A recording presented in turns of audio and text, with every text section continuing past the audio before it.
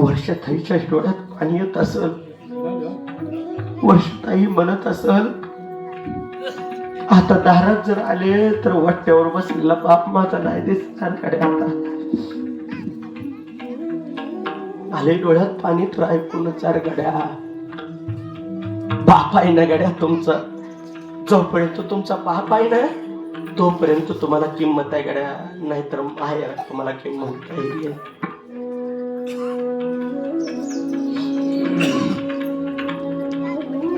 आणि दुसरा काळीज म्हणजे बापाच फक्त आपली मुलगी आहे बरं का गड्या, नाही कोणी नाही दुसरं.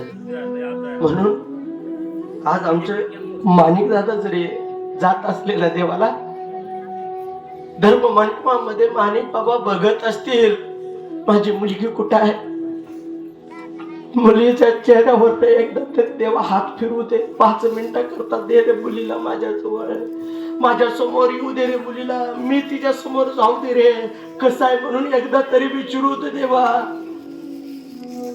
अडचणीच्या काळात मी तुटून पडलो रे माझ्या मुलीसाठी. हे देवा आता आता माझी मुलीची अवस्था काय आहे मला एकदा बघू दे रे. कमी वयामध्ये माझ्या लेकरावर जबाबदारी पडली रे. ए देवा एकच कर,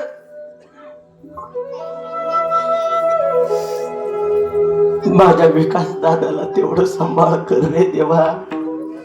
आणि ऐका रे दादानो, माझ्या विकास दादाला भाऊ नाही, पै पाहुण्यानं हात जोडून विनंती आहे. माझ्या ताई तुला एक विनंती आहे ग, ही भाव म्हणून माझ्या विकास दादाचा बाप म्हणून सांभाळ कर रे, बाप म्हणून. त्या लेकराला आधार नाही राहिला आता कुणाचा.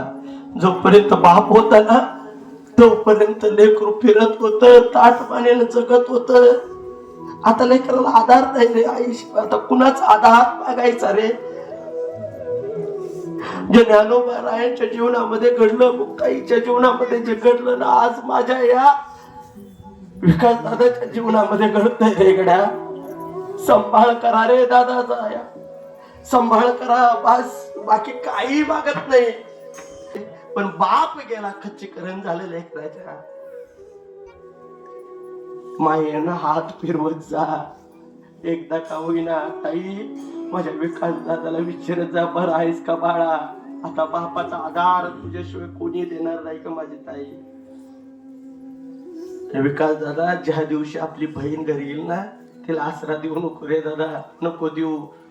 कारण बाप आहे आपला आणि बाप गेला, त्या बापाची इच्छा लेकीवर जास्त होती, मनावर प्रेम होत.